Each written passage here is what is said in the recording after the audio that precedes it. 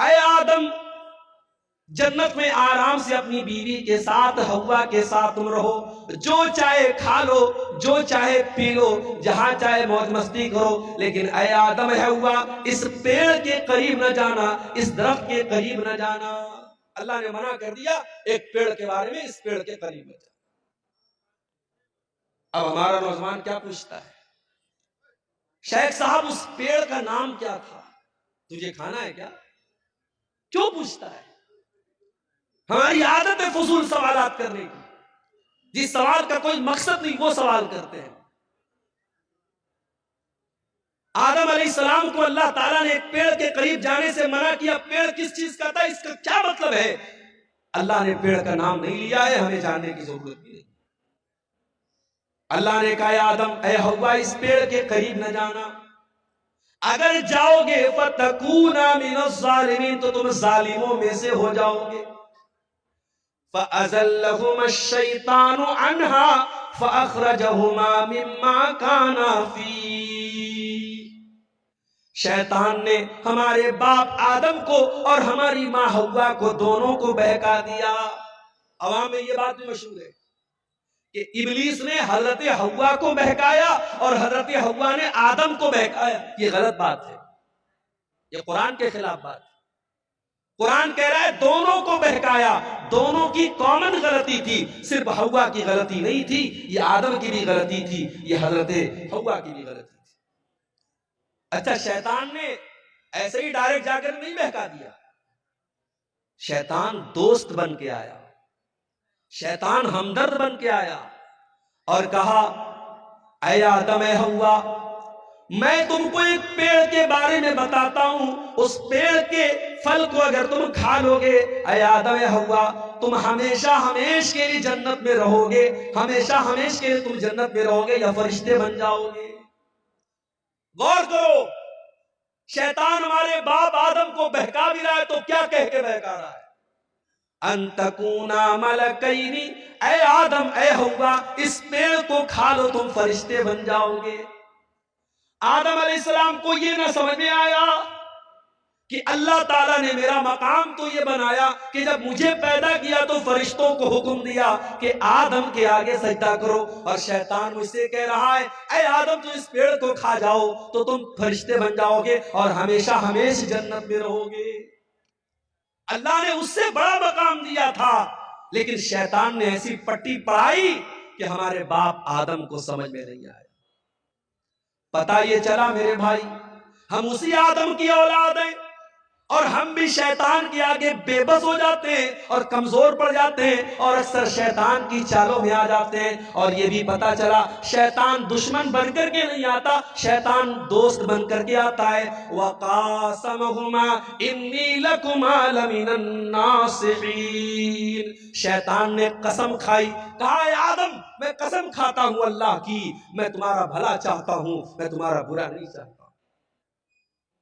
हमारे सामने कोई अल्लाह की कसम खा ले, मैं मार्केट में जाता हूं, सामान खरीद लिया, सामान का रेट पूछा दुकानदार से, उसने कहा 100 रुपये का है, मुझे लगा यार कुछ महंगा मिल रहा है, मैंने कहा यार 90 का दे दो, कहता है मौलवी साहब अल्लाह की कसम मैंने 80 का खरीदा है। अब मौलवी साहब दुकान पर गए, दुकानदार ने अल्लाह की कसम खा ली, तो मौलवी साहब तो बेचारे मौलवी साहब होते हैं, अल्लाह का नाम सुन के पिघल जाते कि बेचारा कसम खा रहा है तो झूठ तो नहीं बोल रहा हो। अल्लाह वाले अल्लाह के नाम पर बड़ी आसानी से बेवकूफ बन जाते हैं, ये जुमला नोट कर लो, अल्लाह वाले अल्लाह के नाम पर बहुत आसानी से बेवकूफ बन जाते हैं। हैदराबाद जैसी सरजमीन पर मैं गया, वहां लोगों ने बताया मौलवी साहब बड़ी बड़ी दाढ़ी वाले और माथे पर सज्जे का निशान रखने वाले, आज बिजनेस में हालत ये है, लाखों और करोड़ों का लोगों का माल लेकर के बैठे हुए हैं, दुकान बंद करके गायब है और लोग परेशान हैं। कितने लोगों ने माल बेचा है, पैसा लेने के लिए जा रहे तो दुकान बंद है, दाढ़ी इतनी बड़ी है और सज्जे का निशान इतना बड़ा है, आदमी धोखा खा गया कि इतना नेक इंसान है, ये तो फ्रॉड नहीं करेगा, ये तो धोखा नहीं करेगा। मेरे भाइयों, अल्लाह वाले अल्लाह के नाम पर बड़ी आसानी से बेवकूफ। इब्लीस ने कसम खाई, कहा मैं तुम्हारी भलाई चाहता हूं। आदम अलैहिस्सलाम ने उसकी बात मान ली और उस पेड़ को खा लिया जिस पेड़ के करीब भी जाने से अल्लाह ने मना किया था। अच्छा, अल्लाह ने ये नहीं कहा मत खाओ, अल्लाह ने ये भी नहीं कहा आदम फल मत तोड़ो, अल्लाह ने कहा फल के करीब भी मत जाओ। आप कहीं देखते होंगे जहां इलेक्ट्रिक पोल होता है और वहां पे करंट और पावर होता है तो उसमें लिखा रहता है खतरा, बड़े बड़े दो उसमें खोपड़ी बनी रहती है और दो हड्डियां बनी रहती है और बीच में लिखा रहता है खतरा, ताकि आदमी दूर से अलर्ट हो जाए कि इसमें खतरा है।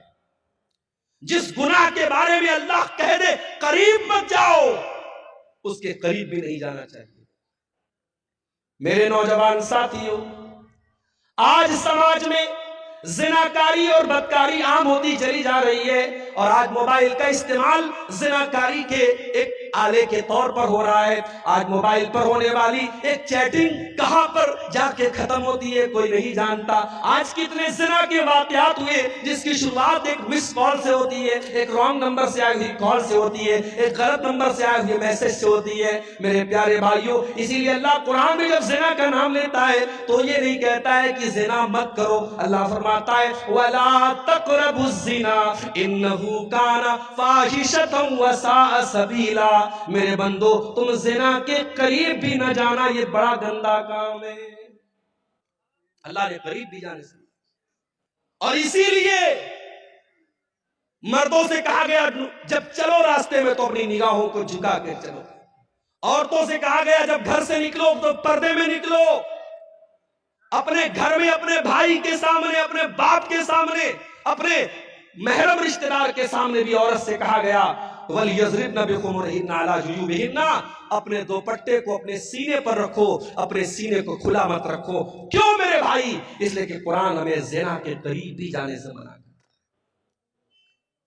है। इंडिया की हुकूमत ने इजाजत दे दी, इंडिया से कोई औरत अगर हज करने जाना चाहती है, उम्रा करने जाना चाहती है, उसे किसी मर्द की जरूरत नहीं है, वो अकेली जा सकती है, उसे किसी महरम की जरूरत नहीं है। मगर आप किसी आलिम से फतवा जाके पूछो, कटिहार का इलाका है, मौलाना रहमतुल्लाह साहब बड़े आलिम है, शेख इनामुल हक मदनी साहब बड़े आलिम है, अब जाके पूछो कि शेख साहब औरत उम्रा करने जाना चाहती है, उसका कोई महरम रिश्तेदार नहीं है, क्या कर सकती है? उलमा जवाब देंगे नहीं कर सकती है। क्यों?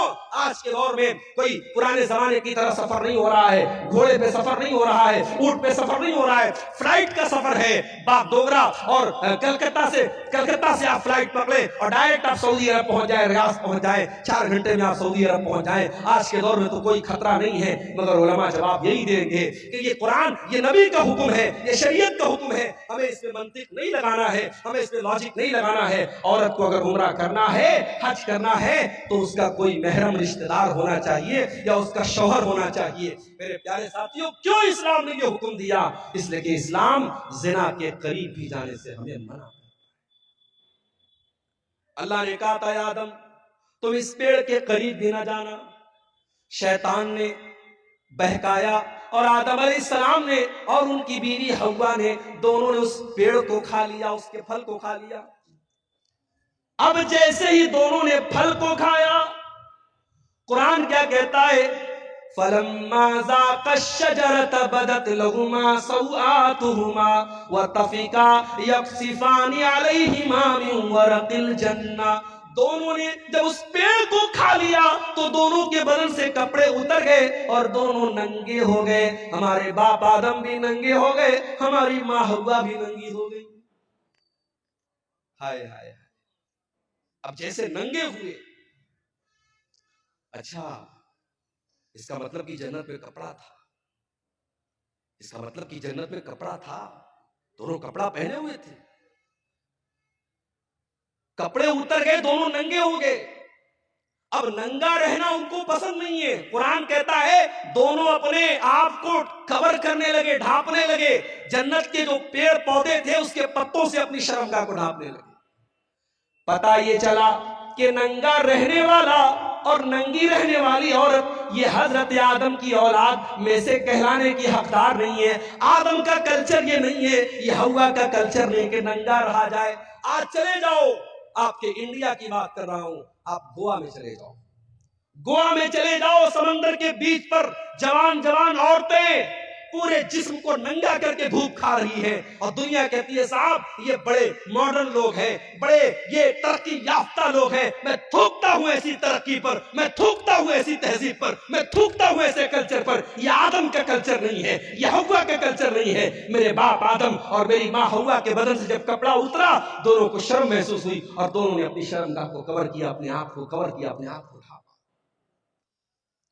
अब अल्लाह ने कहा, ऐ आदम मैंने तुमको मना किया था, ऐ हव्वा मैंने तुमको मना किया था उस पेड़ के करीब न जाना, तुमने पेड़ को क्यों खाया? ऐ आदम ऐ हव्वा तुमने बहुत गलत काम किया, मैंने बताया था शैतान तुम्हारा बहुत बड़ा दुश्मन है, फिर तुम शैतान की चाल में आ गए। अब हजरत आदम को एहसास हुआ, हजरत हव्वा को एहसास हुआ कि हमसे गलती तो बहुत बड़ी है। अब दोनों ने अल्लाह की बारगाह में हाथ उठाया। क़ाला रब्बना ज़लमना अनफुसना व इल्लम तग़फिर लना व तरहमना लनकूनन्न मिनल ख़ासिरीन। दोनों ने पुकारा, ऐ हमारे परवरदिगार हमने ये गलती करके अपने ऊपर बहुत बड़ा जुल्म कर लिया, बहुत बड़ा अत्याचार कर लिया। एक नुक्ता बताओ, एक पॉइंट बताओ, कोई गुनाह करने वाला किसी और पर जुल्म नहीं करता है, सबसे पहले वो अपने ऊपर जुल्म करता है।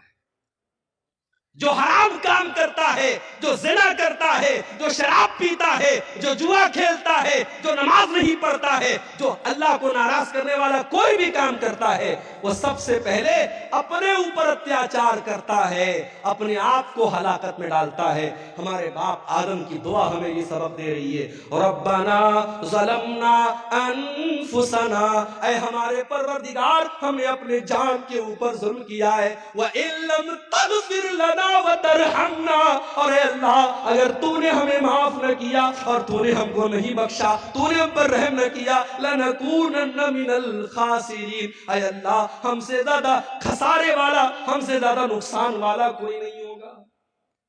अल्लाह ने तौबा कबूल की। देखो गलती तो इब्लीस ने भी की थी। अल्लाह ने इब्लीस से कहा था आदम को सजदा करो, इब्लीस ने कहा मैं नहीं करूंगा, इब्लीस ने सजदा नहीं किया। गलती इब्लीस ने भी की, गलती आदम ने भी की, मगर इब्लीस का तरीका यह है कि गलती करके ढिठाई करो, चोरी करके सीना जोरी करो, गुनाह करके गुनाह की दलील दो। और आदम का तरीका यह है, गुनाह हो जाए, गलती हो जाए, खता हो जाए, अल्लाह से माफी मांग लो।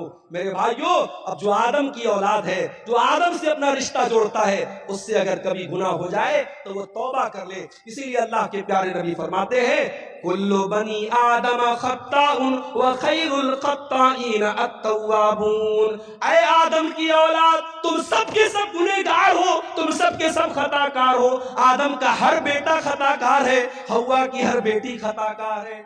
अगर कोई कहता है साहब, मौलवी साहब मैंने आज तक कभी कोई गुनाह नहीं किया है, झूठ बोल रहा है।